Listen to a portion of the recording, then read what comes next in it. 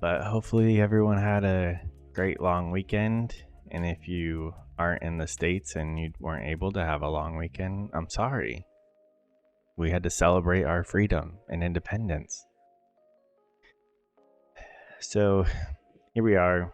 We have FOMC later, or FOMC minutes. I don't know.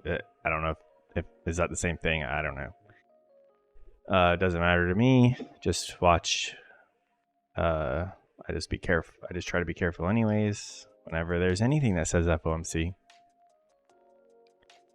But here we are. It's almost 10. We have London buy side taken out. Sell side has not been taken out since market open. We started down here and ripped up.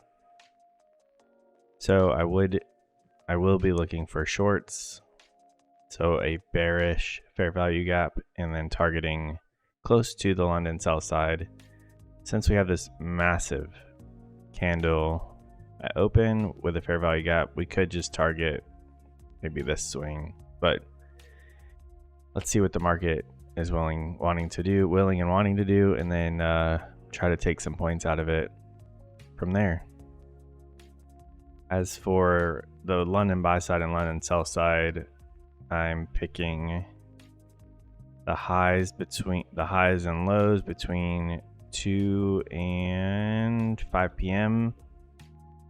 So between these two time frames, the highest the market ever was back here, and the lowest it ever was right there.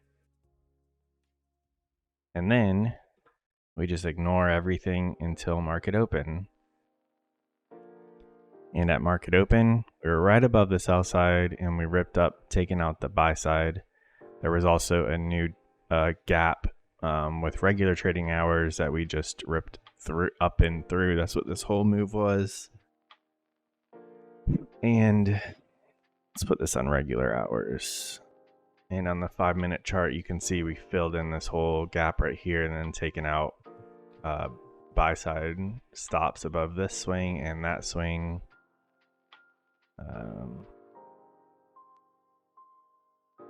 Yeah, so we'll see if we go down and attack the London sell side now. But we just gotta wait for a setup. Well, we almost had a fair value gap form here, but not anymore. That's all it's been doing is just back and forth, back and forth, back and forth. Back and forth, slowly going up, back and forth, slowly going down. Never giving us an entry.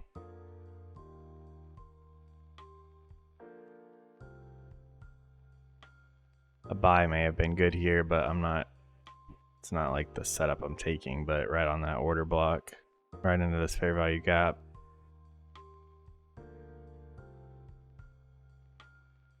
All right, we're back after lunch. We've got the lunch session marked out. So between 12 and 1 p.m. Eastern, got the high for the buy side. We got the low for the sell side. Now we're going to wait for what looks like price to move up above the buy side, trade up here, do whatever it wants to do, and then start looking for a short to then target the sell side. Need to be careful because at 2 we have the FOMC minutes. I don't know what's going to happen at that time, but we just need to be careful there.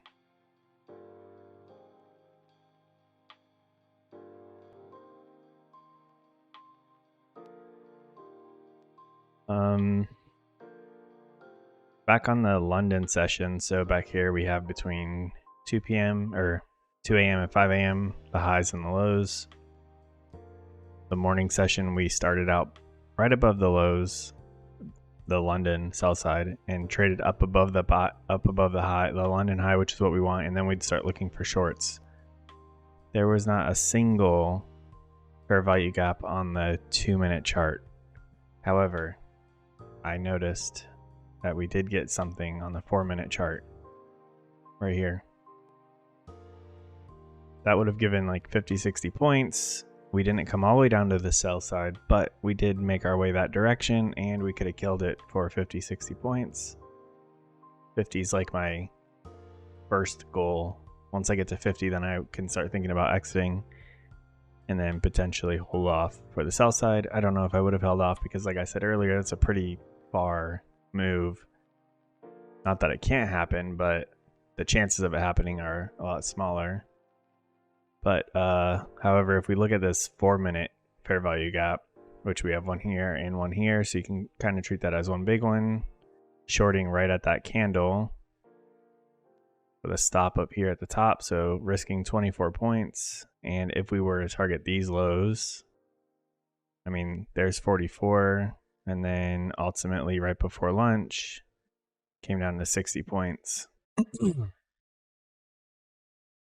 So that leaves me with homework. I'm going to do some back testing and see how the 3 and the 4-minute compare to the 2-minute that I've been using. Not that I'm switching to them, not that I'm looking to like switch my time frame, but it's just something that we can keep in mind, that if on the 2-minute there's a lot of wicks and just lots of back and forth, maybe we switch to a higher time frame.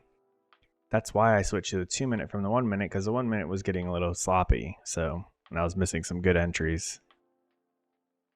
Maybe on days where there's no setup for the 2-minute, I might be able to catch something on the 3 or the 4-minute. I don't know if I want to go all the way to the 5-minute, but I need to take some time and just back test all those and log, and then I can compare. This is what I would make on the 2-minute, this is what I'd make on the 3-minute, 4-minute, 5-minute, etc. And then decide, do I want to kind of watch all of them flipping back and forth, or do I want to just stick with one? So yeah. So between 12 and 1, got the low and the highs marked out right here. We traded up above the high. If we draw that, if we pull this out, we traded up above it. And then, so then once we do that, we look for a move pointing to the opposite side. And we've got the fair value gap on the 2-minute. And if we were to get in, we'd get out close to that sell side. Struggling with letting this play out, being 19 minutes away from the FOMC minutes, but we're only risking 11 points, so I think I'm just going to leave it. I don't think I'm going to do it. I could see this just ripping up above these highs and then ripping down. It's not a good idea. We'll watch it and see what happens.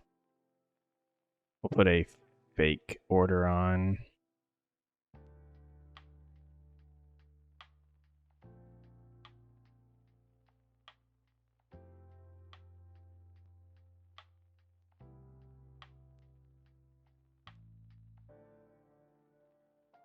What I want to see is this get stopped out, so that way we know we made the right decision.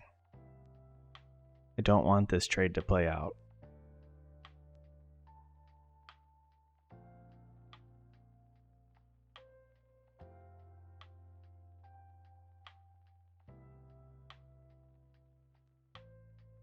Beautiful. We made the right decision.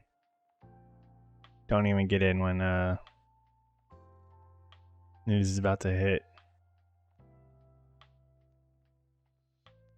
That would have been an unnecessary loss, an unnecessary giving back of points. All right, well, there you have it. We not taking any trades today. It's better than giving back. There's just going to be some days where we don't have a setup. I'm going to be back testing. Probably going to do the 4-minute time frame first for the last couple of months. However far back TradingVue lets me go, because we did have a nice setup right here, but didn't take it. How'd you guys do? Hopefully whatever happens here doesn't wreck anybody, but let me know how you guys did on the first full session back after the break, and we'll talk to y'all later, and we'll be back Thursday ready to go.